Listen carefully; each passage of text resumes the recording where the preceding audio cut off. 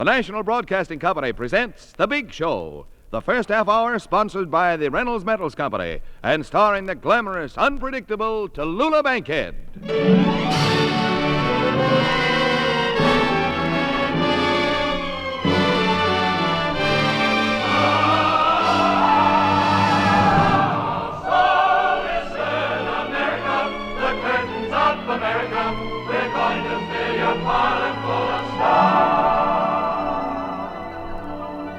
For the next hour and 30 minutes, you will be entertained by some of the biggest names in show business.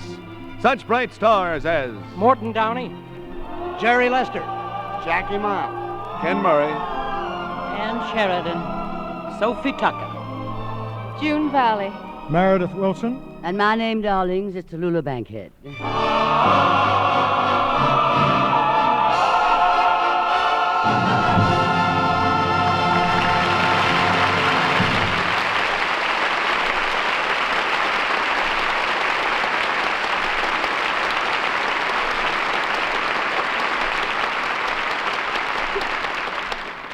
Well, darlings, it's good to be back in New York after doing our show in Hollywood. The people here are so much nicer.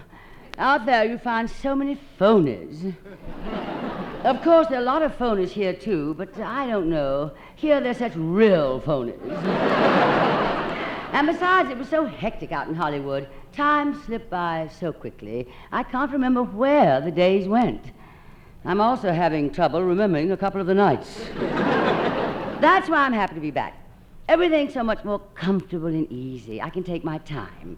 Monday, I fight with the director. Tuesday, I fight with the producer. Wednesday, the writers. Thursday, the musicians. And that leaves my whole weekend free to fight with the actors. But I've decided that's no way to get along with people. I'm going to cut out fighting with everybody. I'm going to start being sweet, considerate, and always the lady. But not this week. Get a load of that crew of actors sitting there all ready to spring at me. All except Sophie Tucker. She hasn't sprung in years.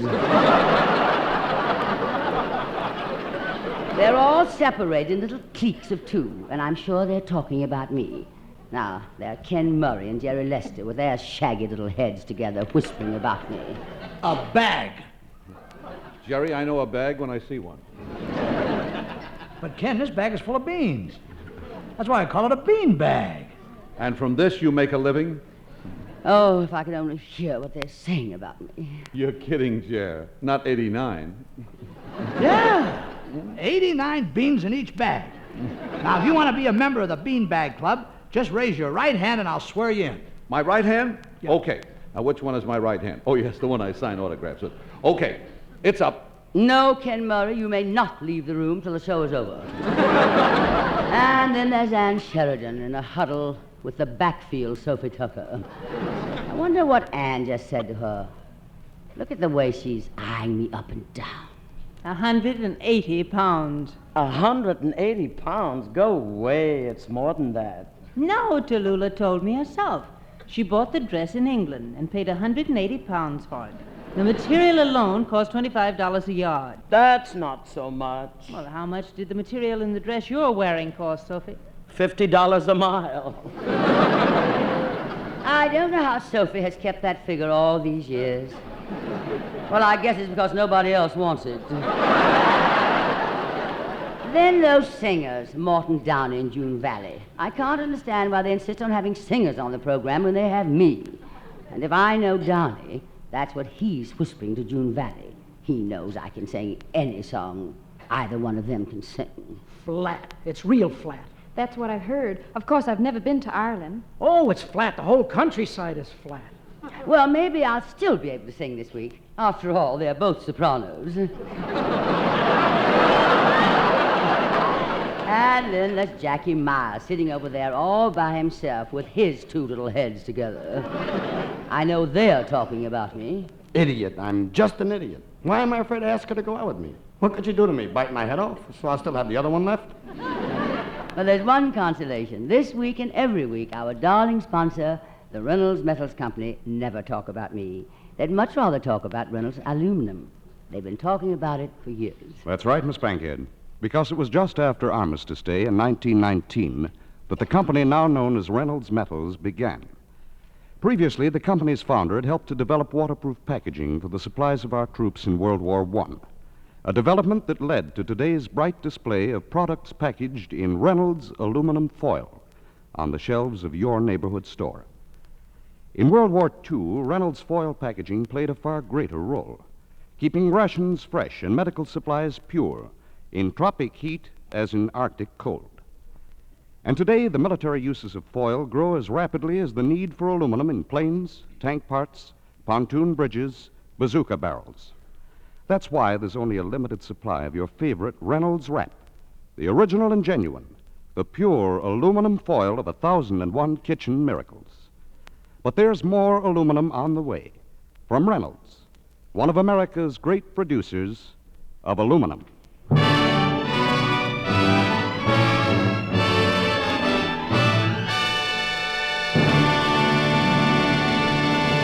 And now, ladies and gentlemen, Hey, this is George. Hello, George. I'm busy now. Go away, dear. No, please, I'm Jerry Lester. Well.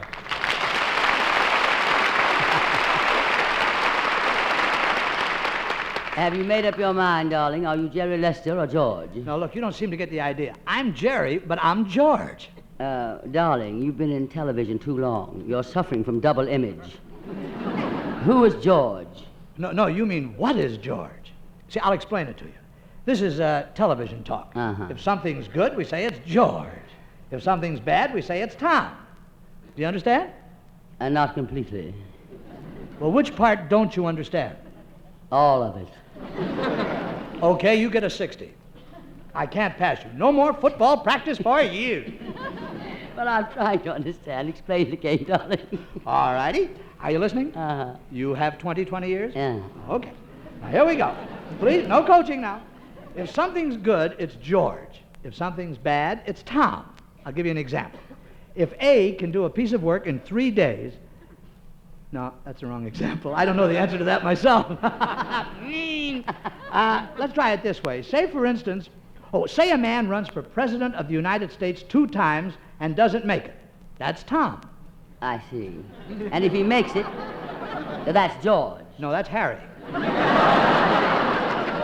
Do you dig me? I'd like to.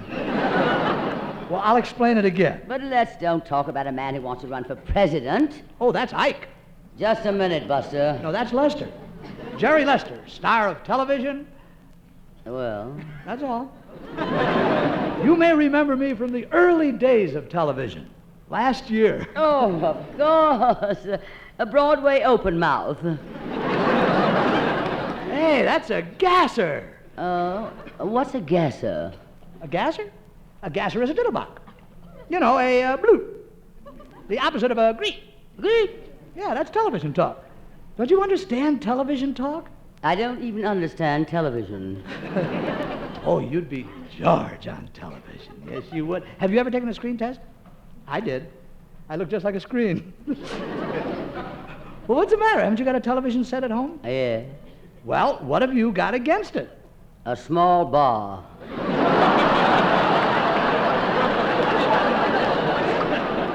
Oh, a 16-ounce tube. Say, you know, if you had color television, you could see pink elephants. Jerry, would you mind confining yourself to radio talk? Oh, radio. Ah, radio. I love radio. That's where my heart really is. My heart's in radio, but my ulcers are in television. Oh, then you really prefer radio. I don't blame you. In television, you really can't be yourself. That's the trouble. In television, I have to be myself. In radio, I can be anything. For instance, let me describe myself to the radio audience at home. I'm 6'4" tall.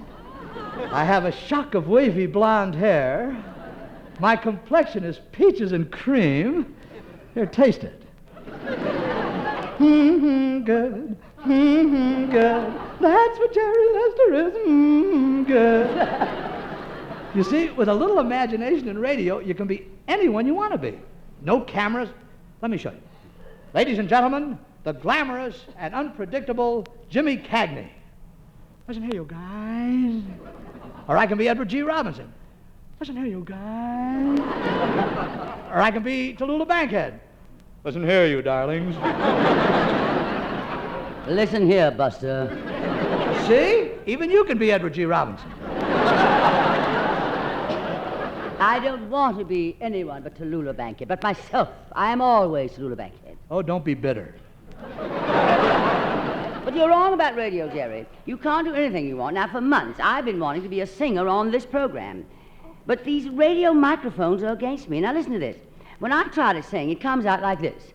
I'll be seeing you in all the old familiar places. Well, that's the way I sound on these radio microphones. But I'm so full of music inside of me that to myself, I really sound like this. I'll be seeing you in all the old familiar places. You see? Mm-hmm. And they won't let me sing. Who won't let you sing? You're going to sing with me right now. What key do you sing in? B.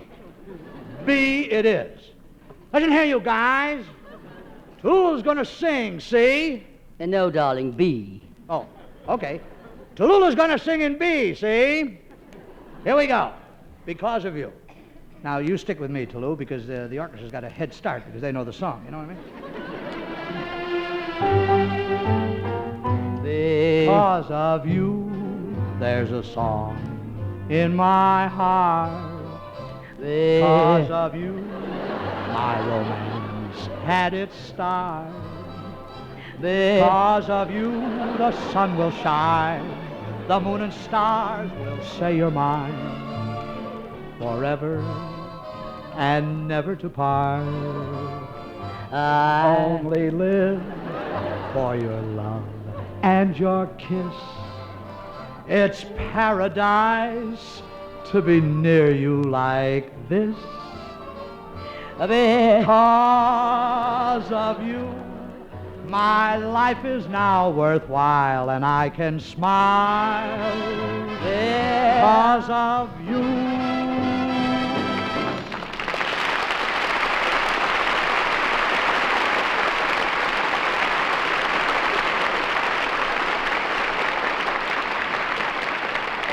Thank you, Jerry.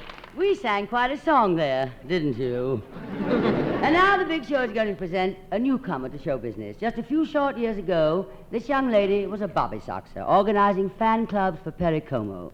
In the last 6 months, she has joined Perry Como as one of RCA's recording stars. Her name, darlings, is June Valley.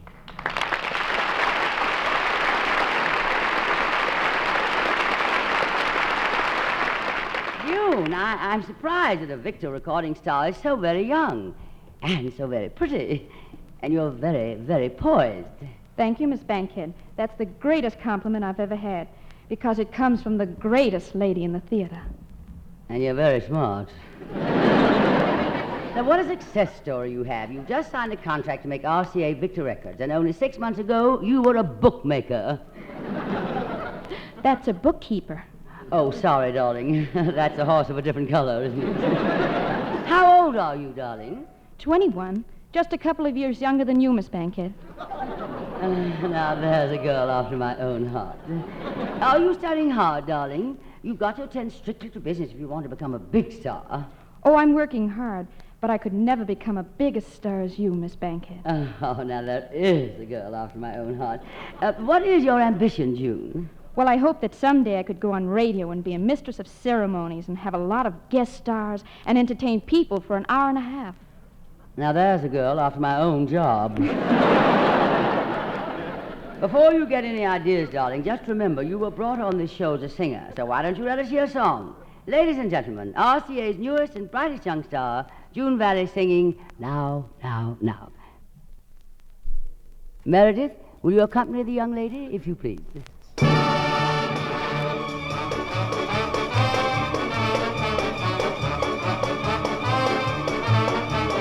Come, let's be happy, come, let's be happy, come, let's be happy now, now, now. No time for sorrow, too late, tomorrow come, let's be happy now, now, now. There is no time to lose, put on your dancing shoes. Sing a song. song of gladness, let the trumpets blow. Let there ever live a swing, life is a precious thing. On your mark, get ready, get set, go. Now, now, now, now, now, now, Now the song that hasn't been sung, now the flame that hasn't been flung. Too many hours have been wasted, too many lips have not been tasted. Now's the time, now's the time. The only time is now.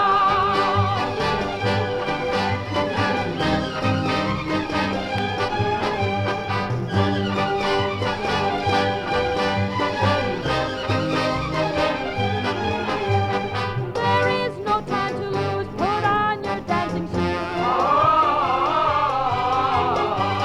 Let's have a little fling. Life is a precious thing. Now, now, now, now, now, now, now. Come, let's be happy. Come, let's be happy. Come, let's be happy now, now, now. No time for sorrow, too late. Tomorrow, come, let's be happy now, now, now. There is no time to lose. Put on your dancing shoes. Sing a song of gladness, let the trumpets blow. Let's have a little swing. Life is a precious thing. On your mark, get ready, get set, go. Now, now, now, now, now, now, Now the song that hasn't been sung, now the flame that hasn't been flung. Too many hours have been wasted, too many lips have not been tasted. Now's the time, now's the time. The only time is now.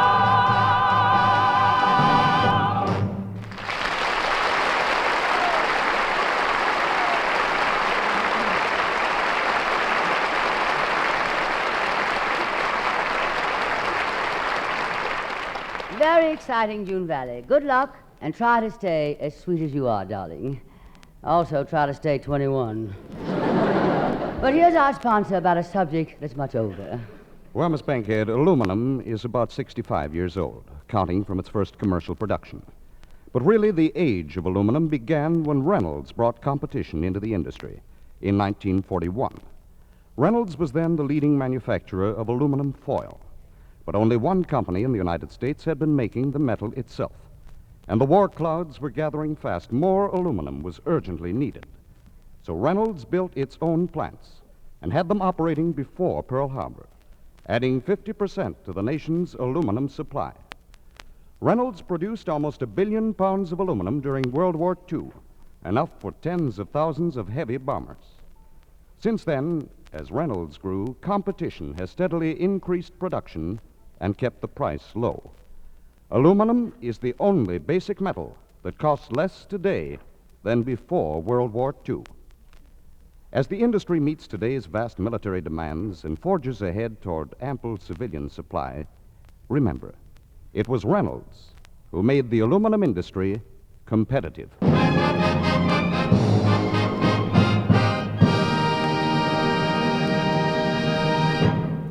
When talent and beauty go hand in hand, as they do with Ann Sheridan, then it's drama time on the big show. And so, for your pleasure, Miss Ann Sheridan in the Fay Grimson Stanley story, The Last Day of All.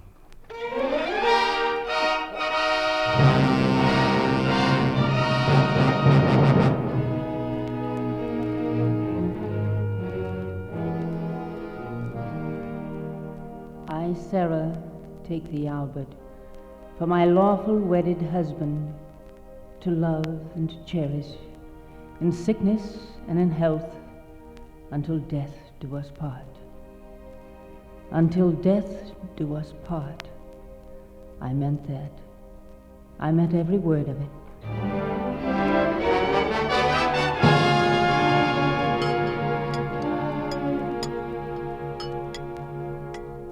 Where are the servants?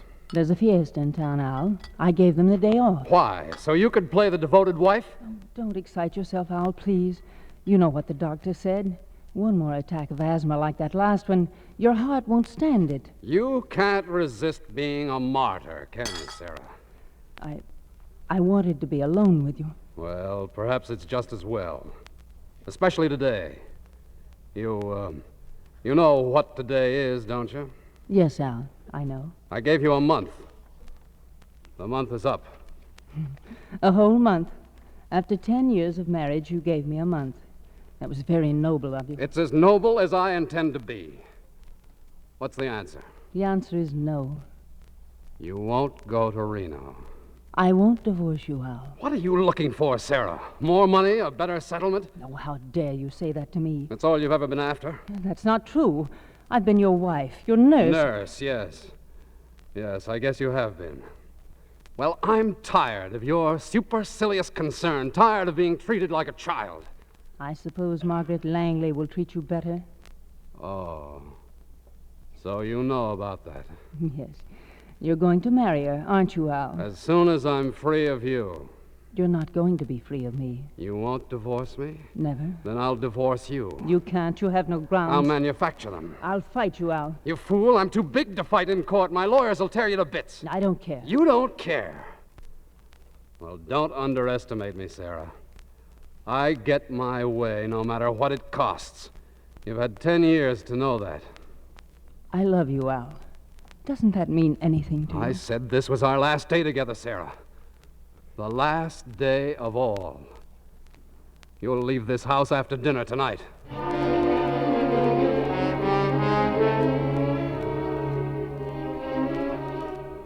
I knew I couldn't fight him.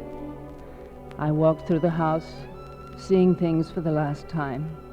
And for the first time, the precious things gone unnoticed with the passing years. I started to pack.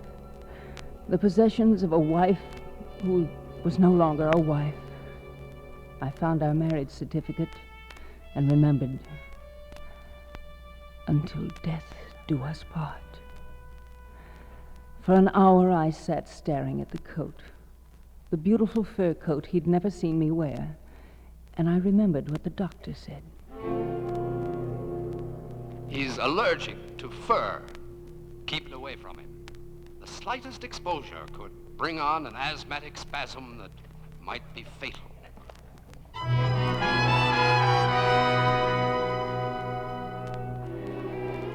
I remembered that, and I thought of the cigar. The one forbidden cigar that Al smoked every night after dinner. Until death do us part. I pulled a tuft of fur from the coat, and I went to the servants' quarters and got a knitting needle. Then I got Al's cigar, the one I'd put beside his plate. I made a hole in it, and I stuffed the fur inside. You're looking very beautiful, Sarah. Oh, I just feel more relaxed, Al. The dinner was excellent. It's quite an occasion, you know. I know. Calls for a glass of brandy to top things off. We can drink to our happy and separate futures. You are going to divorce me, Sarah. I'm going to live up to my marriage vow, Al. That's your final decision, isn't it? My final decision. Then I'll change the toast I propose, Sarah. We'll drink to this instead. We'll drink to the one of us who will prove the strongest in the end. All right, Al. To the one of us who proves to be the strongest.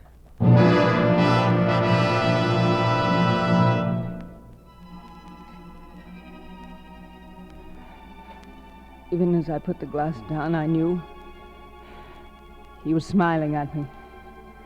And the room started to spin in a slow, crazy spiral, full of strange light and whirls of color.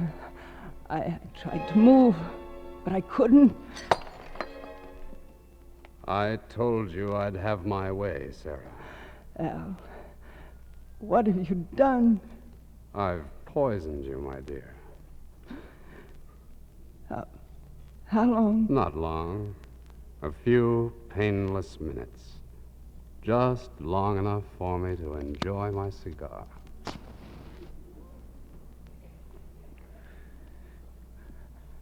Al? What, my dear? What last precious words do you... This cigar...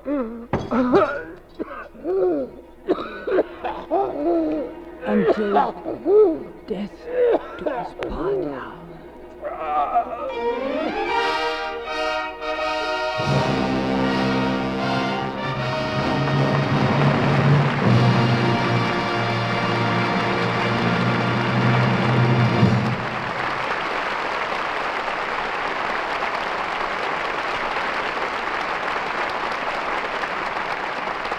And, darling, that was wonderful. Our thanks to you and for the wonderful assist by Martin Blaine.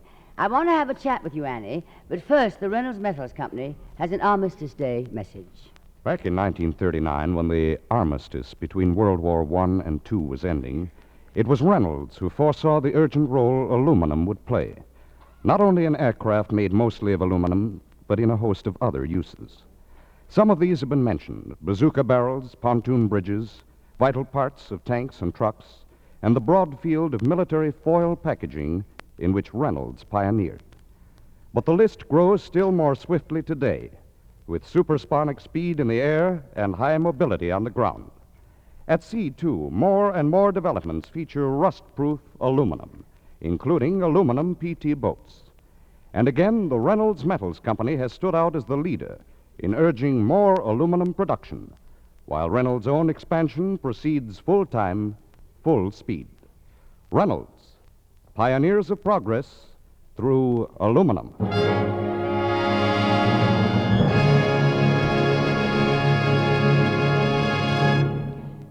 Annie, sweetie, I understand you've just finished a new picture in Hollywood. Yes, I did, Tallulah. Just finished it last week. What's the name of it, darling? Well, it's called... Annie, I'm surprised you haven't come to Broadway in a play. All the girls out your way are doing it, you know. There's Ginger Rogers, Ann Southern. Well, I had thought about it, Tallulah, but the critics here can be pretty rough on you. Oh, well, darling, you've got to be able to take it, you know. I was in the theater here a few years ago playing Cleopatra. And darling John Mason Brown, my favorite critic, you know the notice he gave me in the review, he said, last night Tallulah as Cleopatra barged down the Nile and sank. Well, didn't you resent it, Tallulah? No, because confidentially I sank. Well, I thought they said that about the picture you made called Lifeboat. Well, if it's going to be that kind of an evening, Annie, you better get your gun. I didn't mean that, Tallulah. As a matter of fact, I saw you in Lifeboat. You didn't sink at all. Thank you, darling. It was the boat that was such a lousy actress. Well, I could answer you, but who can remember any of the pictures you ever made? By the way, darling, what is the name of the picture you just finished making in Hollywood? Oh, yes, the name of that picture... Excuse me, darling, I just thought of a picture I saw you in some time ago. Yes, I know now, I remember. It was called Nora Prentice. I remember seeing it because I went to a late show. I was restless, you know, so I got up out of bed and went to a midnight movie, and it was Nora Prentice. Oh, did you enjoy it? Oh, it was wonderful, darling. I slept like a baby. Now, take it easy, Annie. When you start with me, you're tanning with the sail. No, I don't know. Sheridan took care of that before. I can do it again. Let me see, Annie. You're from Texas, aren't you? That's right, the Lone Star State. Mm-hmm. Well, Linda Darnell is the only star to come out of that state. Wait until I tell Ginger Rogers and Joan Crawford you said that. They're from Texas, too, you know. And when they hear you said that, there'll be more stars falling on Alabama. Oh, Aunt darling. I was only joking, sweetie. As a matter of fact, I was trying to give your new picture that you just finished a plug. I've asked you the name of it several times. What's it called? Oh, I've been trying to tell you several times. Oh, well, good luck, honey, on your next picture. I've been trying to tell you several times. Oh, boy, she's George. Oh, Annie, I want you to meet one of our other guests. This is George Lester. Not George. Oh, Tom. Jerry. Tom and Jerry. Oh, I'll have one of those. This is Ann Sheridan. I'll have one of those, too. Hi, Jerry. Hi. Say, I love that play you just did. Wow. That was murder. Hey, Tallulah, this is radio. This is my chance. I'd like to do that kind of a play here. You know, kill somebody. I've never killed anybody on television. That's what I hear, darling. Oh, that is a gasser. Well, what are you going to do, you know? How about it, Tallulah? Can I do that play on this show? Of course, Jerry. Would you like to do it with Ann Sheridan? Oh, no. If I was married to her, I wouldn't try to kill her. I'll do it with you, Tallulah. You know, you're more the type. Interested in making me a widower? Well, as long as it works both ways, it might be worth it. I'll do it with you, Jerry. But give me a moment here first to ring my chimes, huh? Of course. This is NBC, the National Broadcasting Company.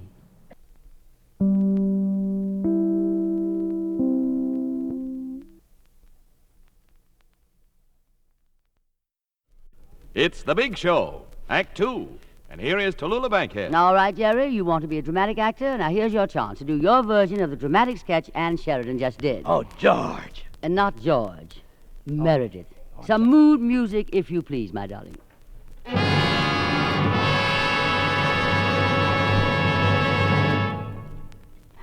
Do you promise to take this beanbag to be your lawful wedded husband?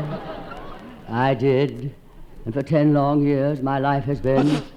Bless you. Bless you. Bless you. Bless you. After 10 years, he owes me 82,302 bless yous and unfinished sneezes.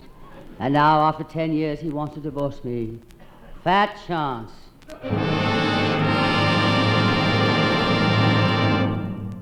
I've been married to Fat Chance for 10 years. When I married her, I was a typical, average, normal American citizen with hiccups. That's all, just hiccups. Nothing that 9 sips of water 200 times a day wouldn't cure. And then, on our first anniversary, she bought herself a present, a mink coat. When she showed me the bill, I lost my hiccups. Instead, I developed an allergy. Bless you. For 10 long years, I tried to make the best of our marriage. To me, it was sacred. It was nothing to be sneezed at. Bless you. Finally, I realized we were drifting further apart. I thought maybe we could patch things up, start over again. One morning, as I was coming down to breakfast, I decided to have a talk with her. Maybe she could advise me what to do. She was at breakfast. I tried to be cheerful. Good morning, Tallulah. Drop dead. I decided not to take her advice. It was then I realized she was out to get me, so I decided to get her first. Then peculiar little things began to happen around the house. At first, we both took them rather lightly. One night, I came home from the office. Well, have a nice day at the office. Anything unusual happen? No, nothing at all, dear. Oh, yes. As a matter of fact, this morning, a funny thing happened. I put my foot on the starter of the car, and the whole car blew up. Really? Did you get hurt? No, but I got to the office 15 minutes early. Tell me, anything happen around the house? No, not that. Oh, yes. I want to thank you for my lovely birthday gift. What a beautiful carving set. You liked it? Oh, I loved it. Oh, but the funniest thing happened, darling. Yes? When I opened the box, one of the carving knives sprang out at me.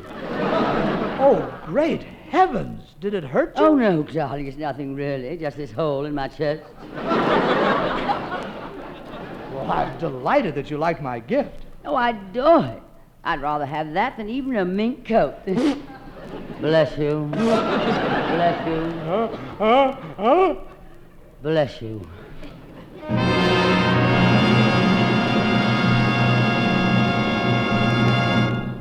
$82,303.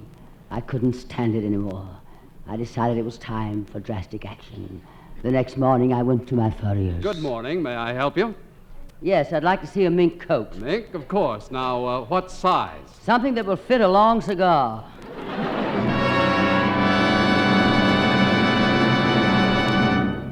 I couldn't stand it anymore. I decided it was time for drastic action. The next morning, I went shopping. May I help you, sir? Yes, I'm looking for something for my wife. Of course. Now, here's some nice perfume. Interesting name. Come hither. Have you got anything like Go Away? I think so. How's this? Let me see. Potassium of cyanide. Oh, that sounds George. Just put 2 drops in some champagne.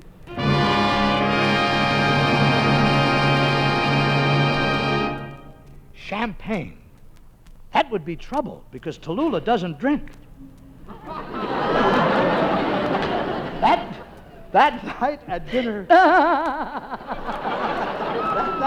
I picked up my cigar. I didn't know the cigar was loaded. It was loaded with mink. Bless you. Well, Tallulah, how about one drink? Oh, you know I don't drink, darling. Oh, come on. Force yourself. Oh, well. Well, I will if you'll smoke your cigar. That's a deal. Here you are. All right, darling, I like your cigar. Your cigar. There you are. Well, drink it down. Here goes. Hey, this cigar tastes peculiar. What did you put in the champagne? Bless you. Bless you. Bless you. Bless you. Bless you. Bless you.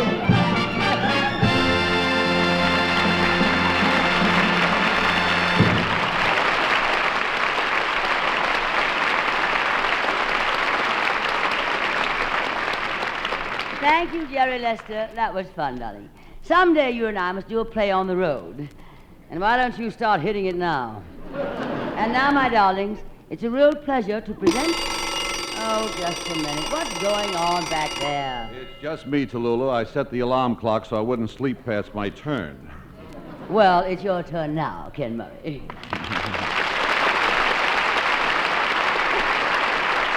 Well, I see the alarm clock woke up the audience, too. Look how happy the audience looked. Tallulah, if they only knew what I know. Oh, what is it, Ken? What do you mean? Oh, it's not really very important, I guess. It's just that I overheard one of the executives talking backstage before the show. You see that a group of 50 tickets to the big show this week is missing, and it seems they fell in the hands of a syndicate of burglars. And these burglars mail out the tickets to 50 homes, and while the people come to the theater to see the big show, they ransack the homes of all the people. Wait a minute, where's everybody going? Wait a minute. Ken, that's not true now, darling. Those people have been looking forward to seeing this show. They get their tickets free, and they come here to have a good time. And we try to give them a good time. They see a show that's good for nothing. Oh, I wouldn't say it's that bad. But when you say it's free, Tallulah, though, you must be kidding. Well, the tickets are free. Oh, sure, the tickets are free. But what happens when a man and wife get 2 tickets for this show? For instance, right away they need a babysitter. This usually doesn't run into money because the ordinary show is only a half hour, but you have to talk for an hour and a half. And that runs into money. So the husband looks around for the cheapest babysitter he can find, her mother. Now you have got to pay her transportation from the bedroom to the living room. Now, of course, that doesn't cost much, just a new dress and all the food she can eat. But the tickets are free. Sure, the tickets are free. But before you leave the house, the kid asks you to bring him back something. And you have to promise him that, or otherwise he'll hold his breath for an hour and a half. And you finally promise you'll bring him back a package of gum. Because where you going to get him a baby brother at that hour of the night? But the tickets are free. Sure, the tickets are free. Now you get into your car and you drive to the theater, see? Then you start early because they want to find a place to park downtown. But it's just their luck as they're crossing the bridge for the first time in history, the George Washington Bridge opens up to let a ship go through. So by the time they get downtown, they find the theater is completely surrounded by fire plugs. So he drives around for a while looking for a place to park and finally finds a wonderful place that nobody thought of. So they park the car and take a cab back from Kew Garden, which just happens to be 2 blocks from their home. But the tickets are free. Sure, the tickets are free, but the cab driver, realizing their haste, decides to take them through a special shortcut that he knows through the Holland Tunnel. And for the first time in history, the Holland Tunnel opens up to let a submarine go through. Now, just as they're rushing to the theater, he remembers that he promised the kid the gum. So they rush into a drugstore to get him the gum. But who can go into a drugstore just to buy gum? See, so they buy him a beach ball, an electric toaster, 2 white shirts with a button-down collars, and a Geiger counter. That cost them $20. But the tickets are free. Sure, the tickets are free. Now they get to the theater, and the usher won't let them in with the packages. See, so they grab a cab to Penn Station to check the packages. And you won't believe this, Tallulah. I know. For the first time in history, Pennsylvania Station opens up to let a Grand Central train go through. That's right, but the tickets are free. And by the time they get back to the theater, your show is over, and they take a cab back to their car in Kew Gardens. They look at the windshield, and what do you think they find? I know. There's one ticket that isn't free. That's right. And believe me, it would have been much cheaper to get the kid a baby brother.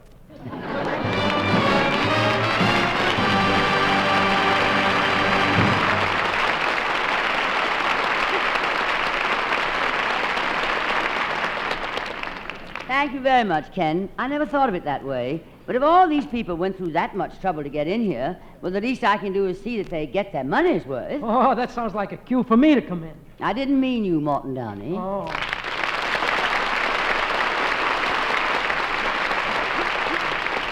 Morton, darling, did you hear what Ken said about the trouble and expenses the audience went through to get in here? Yeah, sure. Well, don't you think it's up to me to give them something special so they get their money's worth? Absolutely. So? So, I'm going to sing.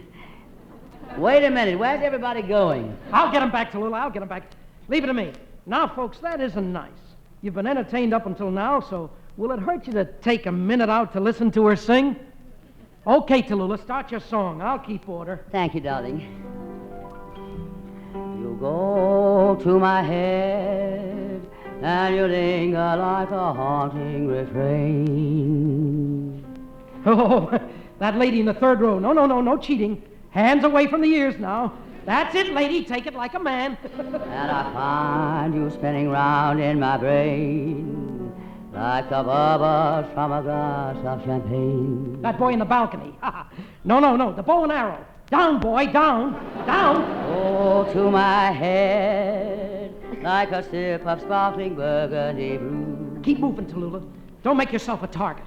I find the very mention of you like a kicker in a julep or two. Wait a minute, Ken. Where are you going? I'm going out for a shave. If I'm real lucky, I may cut my throat. The thrill of the thought that you might give a thought to my plea cast a spell over me. Phone call for Tallulah Bankhead. Phone call. Oh, thank you, Ken. Excuse me, Morton. Oh, that's all right, Tallulah. I'll take over for you till you come back. Now, get going. You better sing something, Morton. No, Ken, she'll be right back. You want to bet? Oh, I get it. Well, until she comes back here, maybe I could borrow Meredith Wilson, the orchestra and the chorus, and I'd like to try a few of the tunes that I've always, well, kind of loved to sing. Meredith? Carolina moon.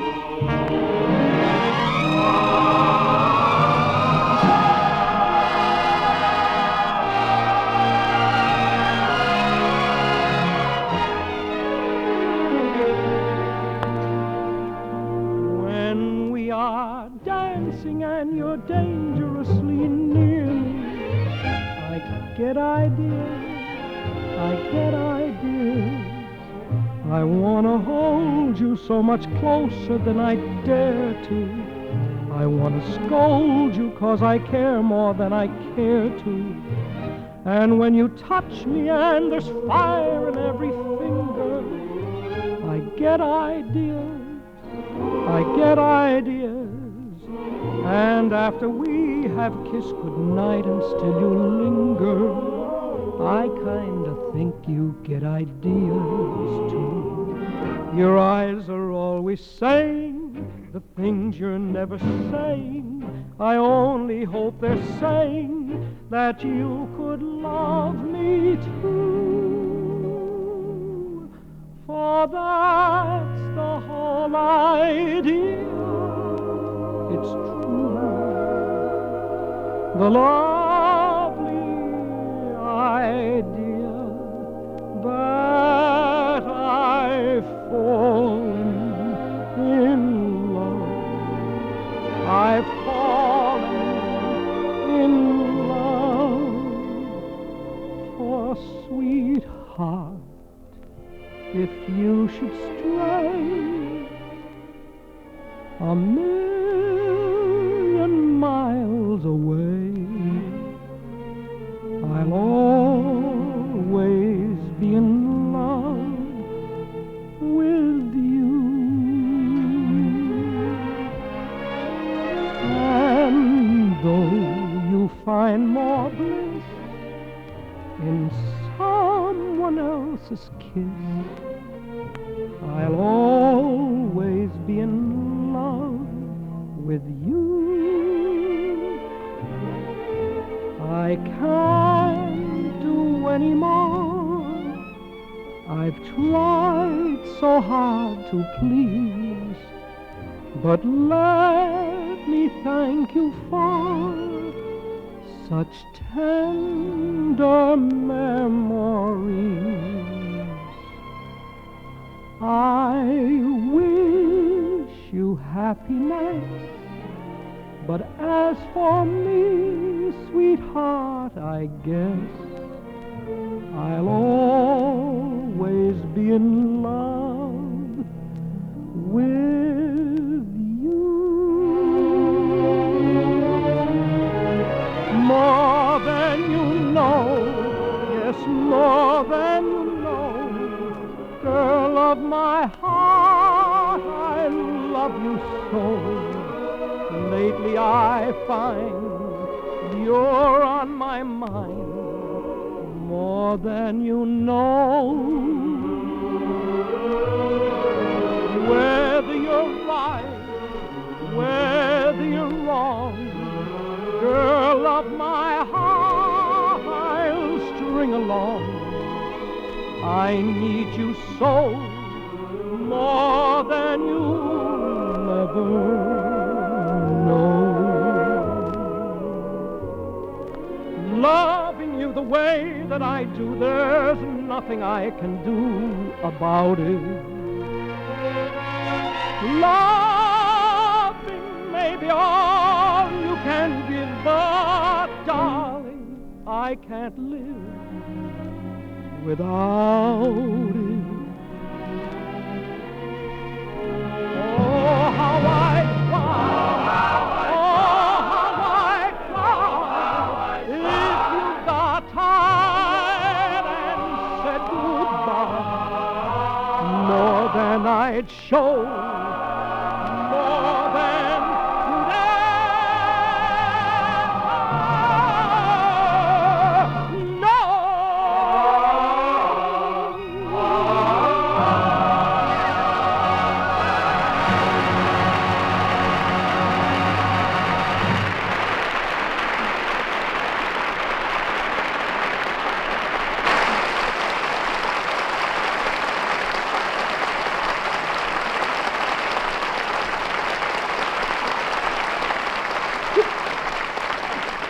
I'm sorry, darling. I'm sorry I kept you waiting so long, Morton. I couldn't get out of the phone booth. Why they ever put a lock on the outside of a phone booth, I'll never know. Well, darling, where was I? Oh, yes, I know. Still I say to myself, get a hold of yourself. Can't you see this never can? Well, she's back to B again. Go to my head with a smile that makes my temperature rise, like a summer with 1,000 Julys.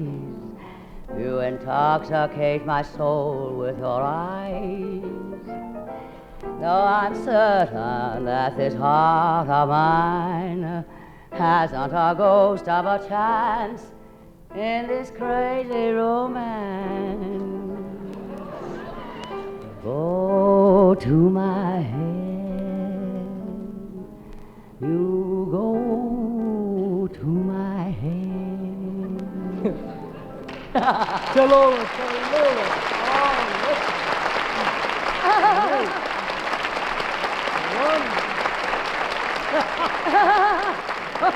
Hey, Tallulah, cut it out. Is that the Anison theme song? Tallulah, I'm afraid I'll have to go now. Go? Well, darling, you can't go before you sing us a medley of your famous songs.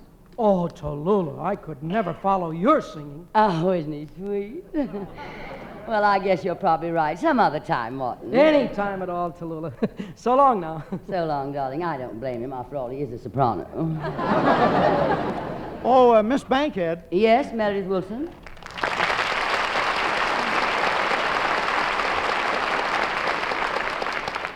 Miss Bankhead, I wonder if you would do me a favor. Would you introduce me to Ann Sheridan? Why, Meredith. Well, I think this is the first time you've ever asked me to introduce you to an actress on the show. Well, this is something personal. Well, George. Meredith, is there something you want to tell me? Well, sir, Miss Bankhead, I think I'd rather talk to her personally. You see, a few years ago, I sent Miss Sheridan a fan letter. Yes? Well, I'm married now, and I'd like to get it back. Oh, youthful indiscretion, Meredith? Yes. I was only 34 at the time. And, well, you know how kids are. You know, how are they? Well, I did it in a fit of passion. I wrote her this letter. Well, what was in the letter, do you remember? Oh, yes. It's indelibly inscribed in my memory. I know. You wrote it with indelible pencil. That's right. I remember I had a purple tongue for months. Meredith, will you get to the point of this revolting, nauseating little saga? What did you say in the letter? Well, I started off by saying, "Dear Miss Sheridan." And at the time, I meant it. Men are such beasts.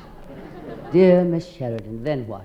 Well, then I said, "I've seen you in all your pictures, and I would appreciate a photograph of you. Enclosed, please find 25 cents. You see, Miss Bankhead? But what's the matter with that letter? Well, sending money to a woman, Miss Bankhead? Oh, I see. And then I lost my head completely, and I signed it, "Affectionately yours, guess who?" Signed, Meredith Wilson, RFD 41, Mason City, Iowa. Meredith, I'm afraid there's little darling I can do for you. You're in this thing too far. Right up to your ankles. You'll have to work it out with Miss Sheridan. Annie, darling, will you come here, please? Have you met Meredith Wilson, Annie? No, I don't believe I have. How do you do? Well, you don't have to hide it, Annie. I told Miss Bankhead everything. Told her what? Isn't she a cool one, Miss Bankhead? Wait a minute, I don't know what's going on here. And humor the Irk Jay. What? Humor the Irk Jay. The who? The Irk Jay, mean.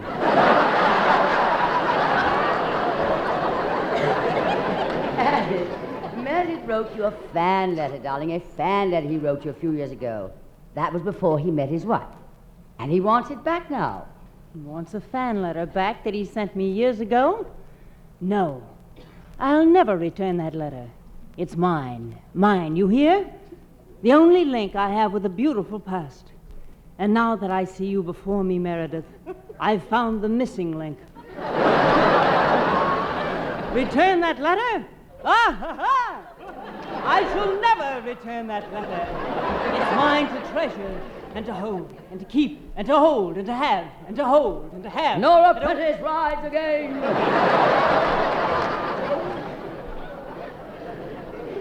Well, gee, Miss Sheridan, I didn't know you felt that way about it.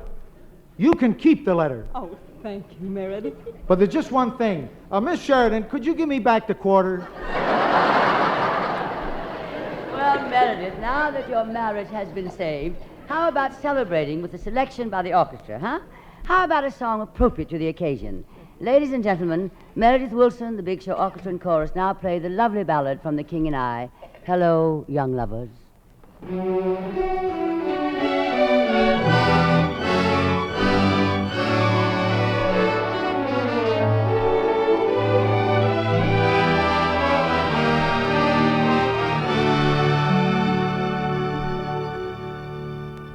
Hello, young lovers, whoever you are.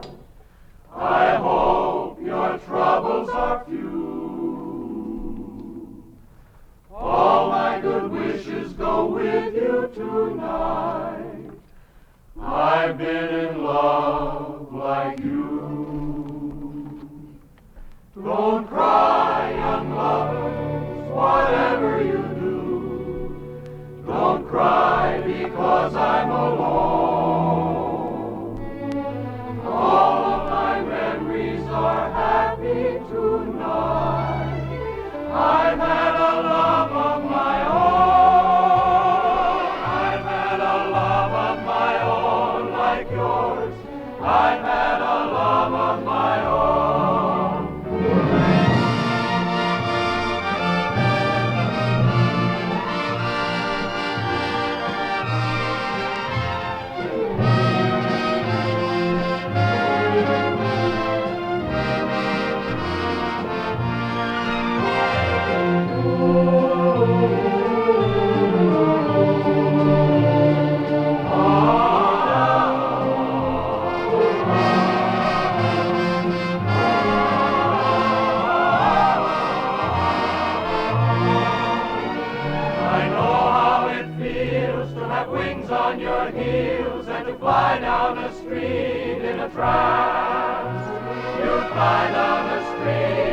chance that you'll meet and you'll meet and you'll meet. And you'll meet.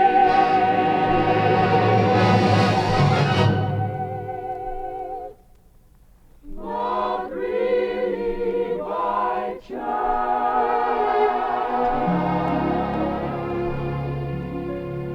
Don't cry, young lovers, whatever you do. Don't cry because I'm alone. All of my memories are happy tonight. I've had a love of my own. I've had a love of my own like yours. I've had a love of my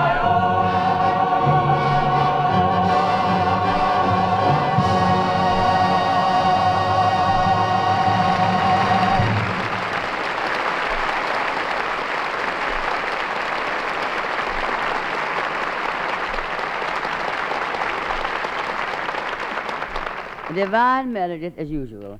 And now, while they're getting ready to hoist our darling Sophie Tucker into place at the microphone, I want to take just a moment to ring my silver anniversary chimes. 3 chimes of silver.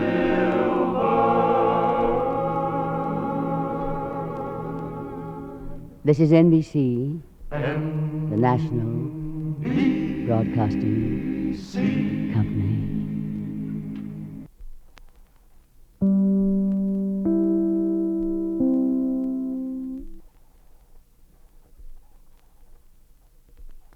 This is The Big Show, Act 3. This portion brought to you by Anacin for fast relief from pain of headache, neuritis, and neuralgia. By Dentine, the gum with breathtaking flavor. And Chiclets, the candy-coated gum with the flavor that won't chew out. And by Chesterfield. Sound off for Chesterfield. Get something new, something no other cigarette has. Chesterfield mildness plus no unpleasant aftertaste. Tallulah Bankhead will be with you in a moment. But first, a word about Anacin. Here's something you should know if you ever suffer from the sudden pain of headaches, neuritis, or neuralgia. It's the way to ease the pain, often within a few minutes, a way that is incredibly fast and effective. It's Anacin. Anacin is like a doctor's prescription. That is, Anacin contains not just one, but a combination of medically proven active ingredients in easy-to-take tablet form. Thousands of people were first introduced to Anacin through their own physicians or dentists. But today, these tablets are in such widespread use that all drug counters have them and anyone may enjoy their benefits. Next time you suffer from the pains of a headache, neuritis, or neuralgia, by all means, try Anacin. You'll like the convenience of Anacin tablets, and you'll be delighted with Anacin's incredibly fast action. Anacin, Anacin. Ask for Anacin by name today at your druggist's.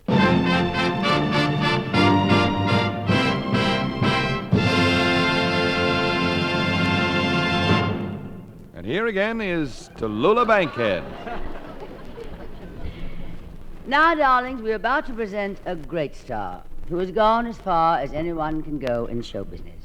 Not only has she gone far, but she has gone wide. I refer, of course, to the glamorous, the indestructible Sophie Tucker.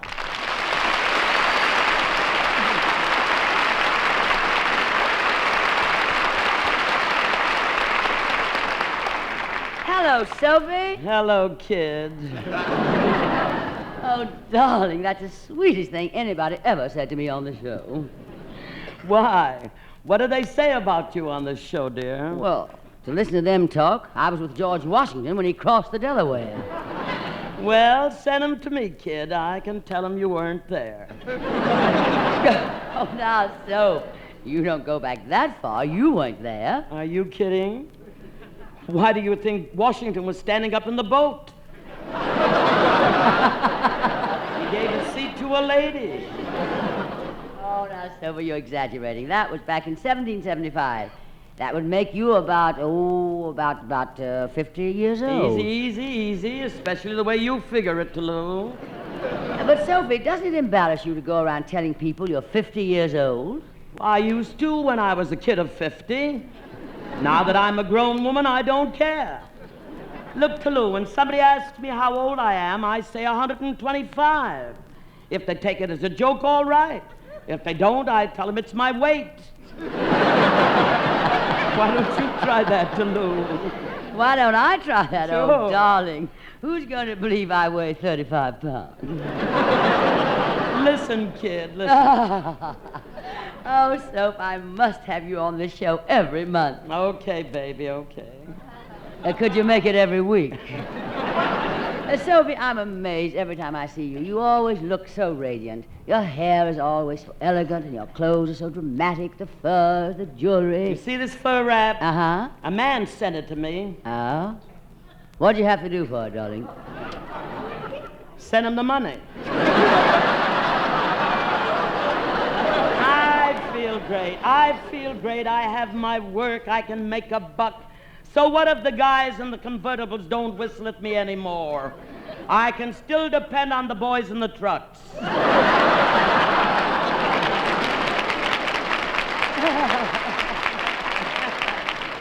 I envy you, Sophie.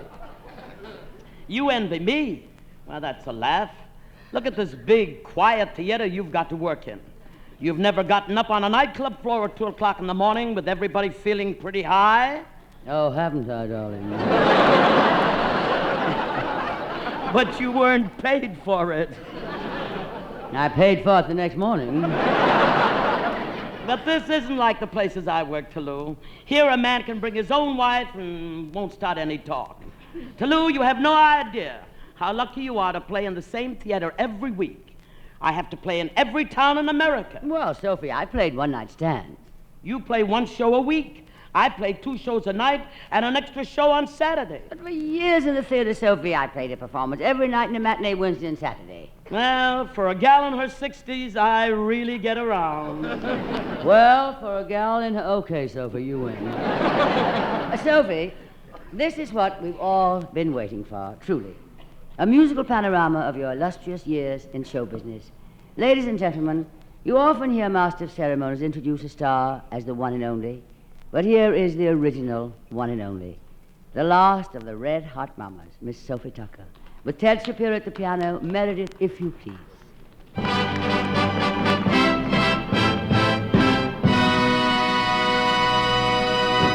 Ladies and gentlemen, I want to make a public statement. I want to deny that I was around when Mr. Roebuck met Mr. Sears. But I won't deny that soon, very, very soon, I will be in our wonderful show business 50 years. And I can't wait for the anniversary date, because when that great day rolls around, I'm going to celebrate. While traveling through the land, my friends, both old and new, say, Sophie, when you celebrate, we want to celebrate with you. Well, that's okay with me. And what a wing-ding day it'll be. Everybody's coming to my golden jubilee. Everybody's coming to the Tucker Jamboree. They'll be coming in from everywhere, by land, by sea, by air. And my old boy friends will all be there, each one rocking in his rocking chair. And the traveling men I knew back when will all turn out in force. And a few ex-husbands will be there, of course. And all the red hot mamas in the land will pack their pajamas and be on hand, because everybody's coming to my golden jubilee. And this is my party. Everybody can come. I don't care who you are or where you're from. I'm inviting every creed and every nationality that's known. And I'm going to have a United Nations meeting all of my own. And when we all get together and the party has begun, there'll be no Wyszynskis or Maliks to veto our fun. As I can see the crowds coming now, everybody ready for the big powwow. The Leavys, the Joneses, coming all the way on the Atchison, Topeka, the Santa Fe. Here come my pals, Bob O'Donnell, Glenn McCarthy, right from the heart of Texas. I don't know why, But in days gone by, I taught them all what sex is. Ay, they're coming from south of the border. Senor Sanchez, Senor Blumenthal, Senor Dwyer from Mexico way. Gee, it's going to be a lot of fun to see those old friends of mine, folks the world over that I've entertained in this long career of mine. And soldiers and sailors, waves, wax, and marines, and you older folks who heard me sing as a young gal in my teens. God bless you. See, it's going to be a grand reunion with that old gang of mine.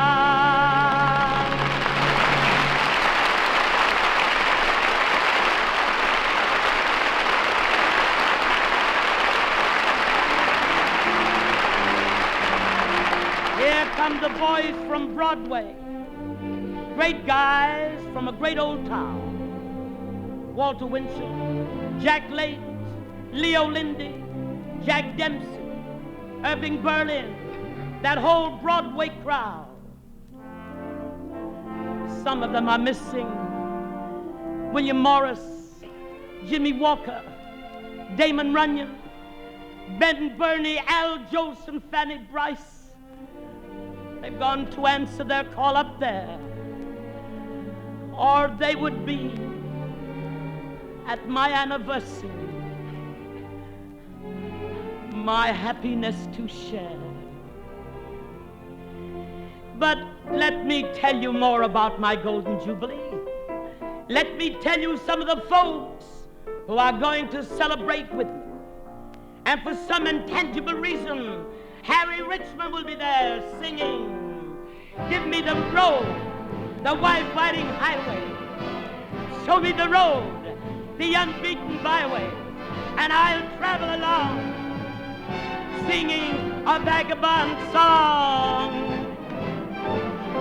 And Eddie Cantor, still the rage. Like good old wine, he improves with age, and he'll sing, "If you knew Susie, like I know Susie, oh, what a girl."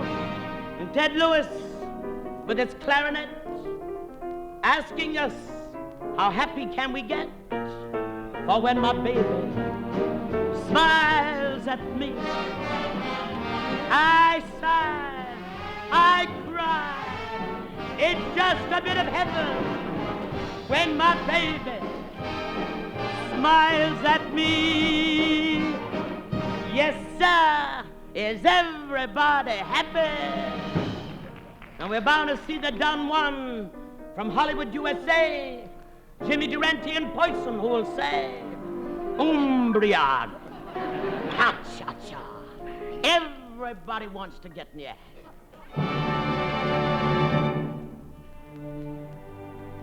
And when the loyal friends I love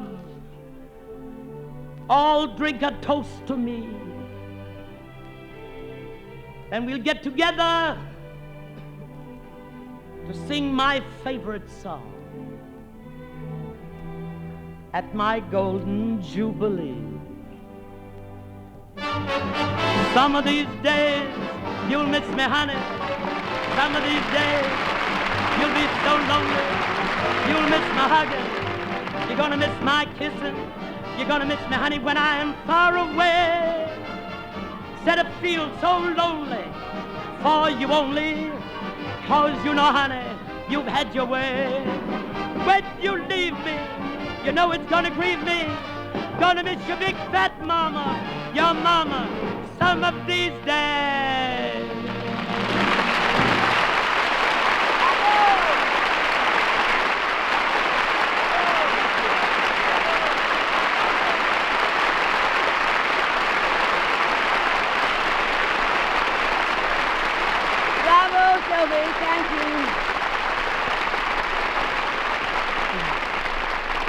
Thanks, our beloved Sophie Tucker, for a memorable appearance on The Big Show.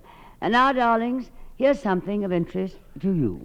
For breathless moments, for your breathless moments. Chew Dentine, the gum with breathtaking flavor. Dentine tastes so good. Dentine freshens your breath. Dentine helps keep your teeth sparkling, clean, and white. Dentine, the gum with breathtaking flavor. Before you go out, and always after eating, drinking, smoking, refresh your breath with Dentine. You'll love Dentine chewing gum, for Dentine has a wonderful, tingling, nippy flavor that lingers on and on. It's delicious. And remember, Dentine helps keep your teeth white, too. Keep Dentine handy. You'll enjoy refreshing your breath when you chew Dentine. So, for breathless moments, for your breathless moments, Chew Dentine, the gum with breathtaking flavor.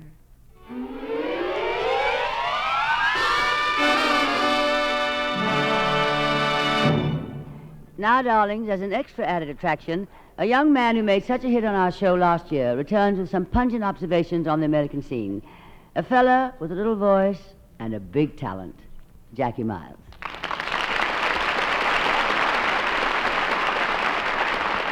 Thank you very much. About this time of the year, lots of people about getting ready to go to a place called Miami Beach, Florida.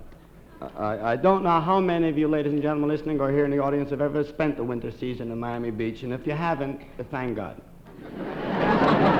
Do you know that Miami Beach has got the colossal nerve, the unmitigated gall, to charge people, that's during the winter season, $50 a day for a hotel room?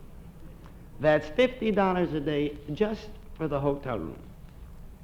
Let's discuss that intelligently. Who could sleep so good? $50 a day just for the room, paying that kind of money. I don't want to miss anything. I stay in the room all day long. Maybe I'll wear something out, get even. $50 a day. I used to be a neat fella. Cigarettes and ashes, I always put into an ashtray. Paying $50 a day for room. I dropped the cigarette on the rug and I watched the fire. I even fan it. Maybe it'll spread to the other rooms. $50 a day, and the kind of weather we had. I went down there for the winter and I got it. Nobody wants to miss anything paying $50 a day. I saw one woman walk on the beach with mink shorts. Another fella, the coldest day we had, I'll never forget this. If I live to be a million, and I know I look like I got 3 days to go. Icebergs were sailing by on the Gulf Stream. Freezing cold. This one guy was laying on the beach in his shorts, taking a sunbath.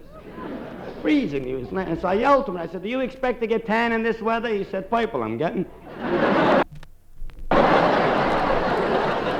For $50 a day, he was going to get a color. He didn't care what color, but a color. And I was doing a bit in my room. I'm like in jail. I was there till I ran into this friend of mine. Well, I didn't really run into him. I was looking out the window and he was walking by. He's a very tall fella. So when I noticed him, I broke the window and I yelled to him. Paying $50 a day, you don't open windows. You're breaking, you know. And I said, Frederick. He said, Jack, come on down. I said, you're out of your mind. I'm paying $50 a day. Come on up. He said, what do we do up there? I said, lots of things. I got knives. We can carve the furniture, rip open the mattresses, little things. He said, well, why? And I told him. And he said, Jack, he said, that's positively ridiculous. You're not paying for the room. He said, you're paying for the facilities, the solarium, the beach. Well, you see, a fellow like Frederick you listen to, because Frederick went to college. He studied to be a doctor. But he didn't marry a rich girl, couldn't open up an office. So in Miami, he was booking horses. But he was a very intellectual bookmaker. He used to write out the bets in Latin. Cops couldn't do a thing with him. Every bet looked like a prescription.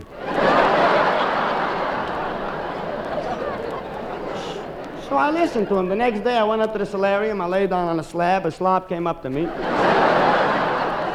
Beat me up for about 10 minutes, gave me a slip to sign. It cost $25. That's besides the $50 a day. The second day, I was afraid to go up there. He hurts.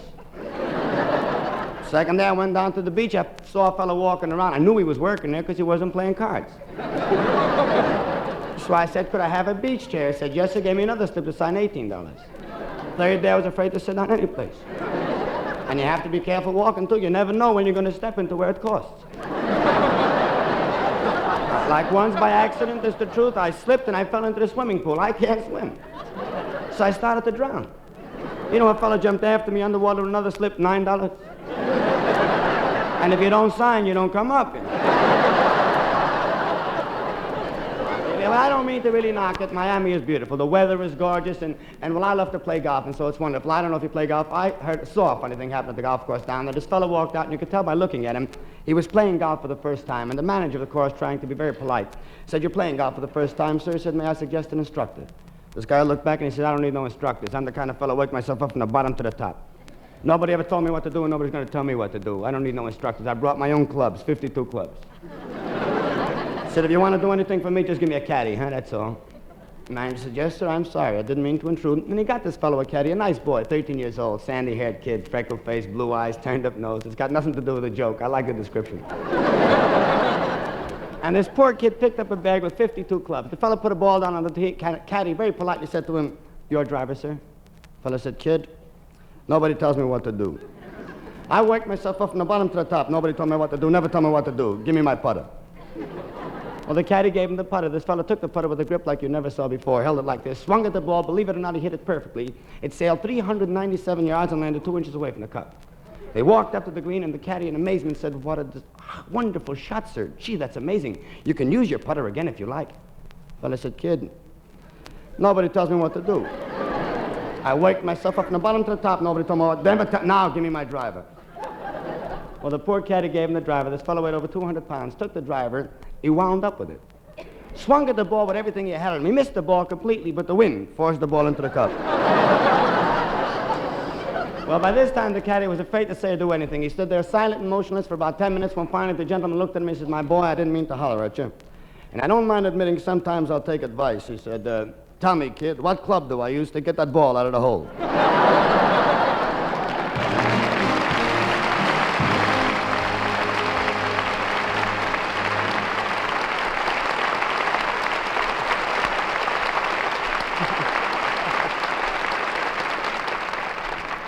Thank you, Jackie Miles. That was hilarious. Now, a very old friend of ours, Bing Crosby, who wants to sound off for Chesterfield. From Maine to California, smokers are changing every day to the cigarette with something new. No other brand can offer you mildness plus. No aftertaste. Mildness plus. No aftertaste. No one has an aftertaste in Chesterfield. That's right. Science discovered what you can prove. You better get into the smoking groove. Chesterfield now sets the pace with no unpleasant aftertaste. Chesterfield. Chesterfield. Chesterfield. Chesterfield. Milder, milder, milder, milder. Chesterfield. That's right. Here's what we want you to do. Right now. Here's what we want you to do. Right now. Sound off. For Chesterfield. Sound off. For Chesterfield. Try a pack of Chesterfields. Do it. Today. Ladies and gentlemen, today, November the 11th, is Armistice Day.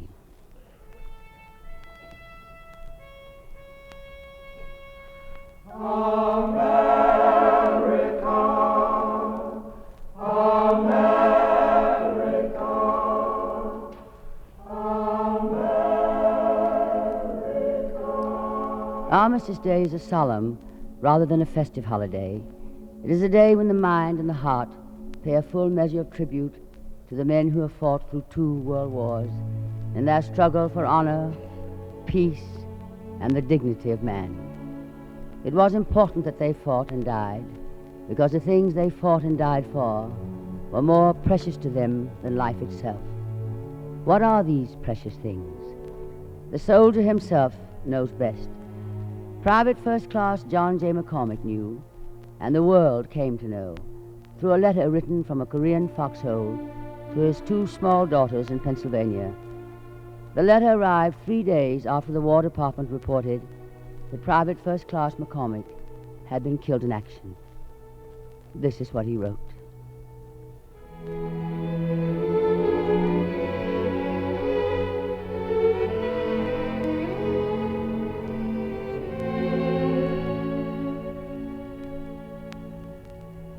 Dear Joni and Rosemarie, this is Daddy. I want you to listen and pay attention while Mommy reads this to you. Just try and make believe I was there talking to you. Joni, I don't think you'll remember me because you were a little baby when I had to go away. But I used to sit and hold you a lot, and when you were a bad little girl, I used to make you sit in a chair until you were good. But I always loved you a lot, and I was very proud of you. Rosemarie, you should remember me because I used to take you out with me a lot. And I used to buy you a lot of candy and sodas. And I used to feel so good when people used to say you had eyes like mine. Remember the little puppy I bought you? Your mama used to tie a little pink ribbon around its neck, and you used to carry it in your arms. You looked awfully cute. I want you both to know that I'd be with you if I could. But there are a lot of bad men in the world, and if they were allowed to do what they wanted to, little girls like you wouldn't be allowed to go to church on Sunday or be able to go to the school you wanted to. So I have to help fight these men and keep them from coming where you and Mommy live. It might take a long while, and maybe Daddy will have to go and help God up in heaven. And if I do, I always want you both to be good for Mommy, because she is the best Mommy in the whole wide world. She has always taken care of you while I've been away. You see, kids, I happen to be caught in 2 wars inside 10 years. And the reason I am where I am today is because I'm fighting for what I think is right. That's one thing I always want both of you to remember. If your conscience tells you something is right, always stand up for it. You might be ridiculed for doing so, but in the long run, you'll always find out that people respect you more for doing so. When you grow up to be young ladies, don't ever forget all that Mommy has done for you. She's often gone without clothes for herself so that both of you could have nice things. I want you to do as she says. Go to church on Sundays, and you can always pray for Daddy.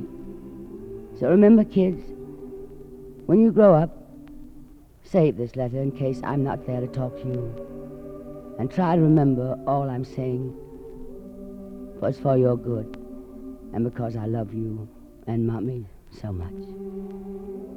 I'll be in a hole fighting in a few days in a place called Korea. So I'm sending you all the love that's in my heart on this sheet of paper. I carry your picture and Mommy's next to my heart. And if I have to go help God, you'll know that the last thought I had on this earth was for the 2 of you and Mommy. All my love and kisses. Be good, and God bless you. Daddy.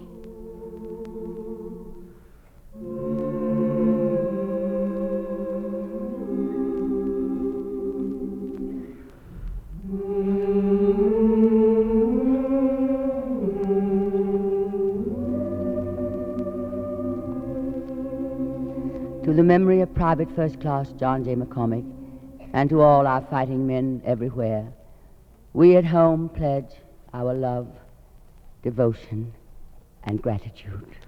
America, America, America.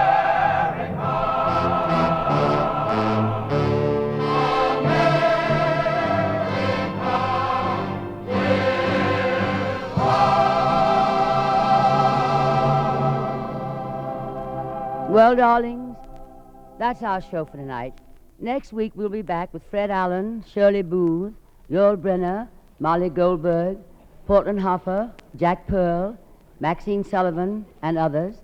And, of course, our very own Meredith Wilson and the Big Show Orchestra and Chorus. Until then, may the good Lord bless and keep you, whether near or far away, and may you find that long-awaited golden day today, Sophie.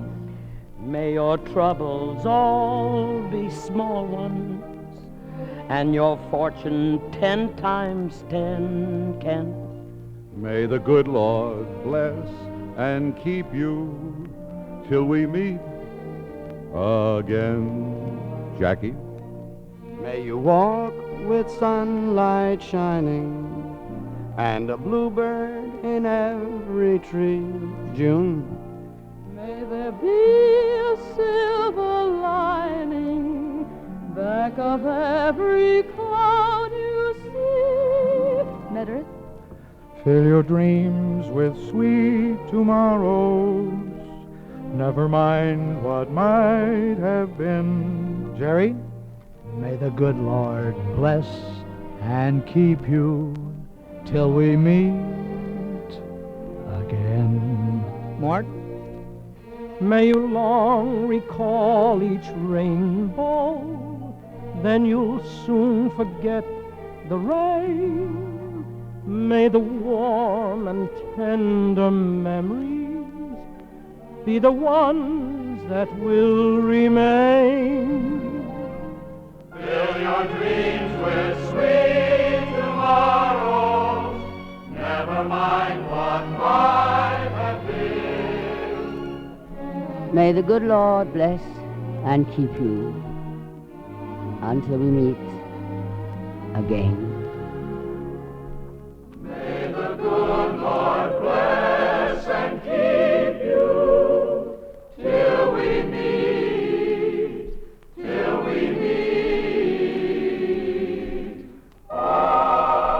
again.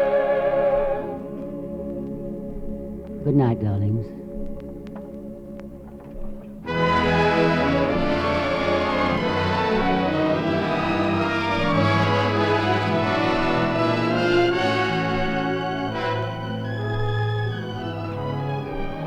This portion of the Big Show has been brought to you by Anacin for fast relief from pain of headache, neuritis, and neuralgia. By Dentyne, the gum with breathtaking flavor. And Chiclets, the candy-coated gum with a flavor that won't chew out. By Chesterfield. Sound off for Chesterfield. Get something new, something no other cigarette has. Chesterfield mildness plus no unpleasant aftertaste. The first half hour of the Big Show each week is presented by the makers of Reynolds Aluminum, the Reynolds Metals Company.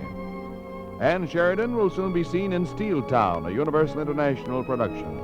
The Big Show is produced and directed by D. Engelbach and written by Goodman Ace, Selma Diamond, George Foster, Mort Green, and Joel Murcott. The chorus is directed by Ray Charles, special musical arrangements by Sidney Fine. Special material for Miss Tucker written by Mac Marauder. This is Ed Hurley saying good night.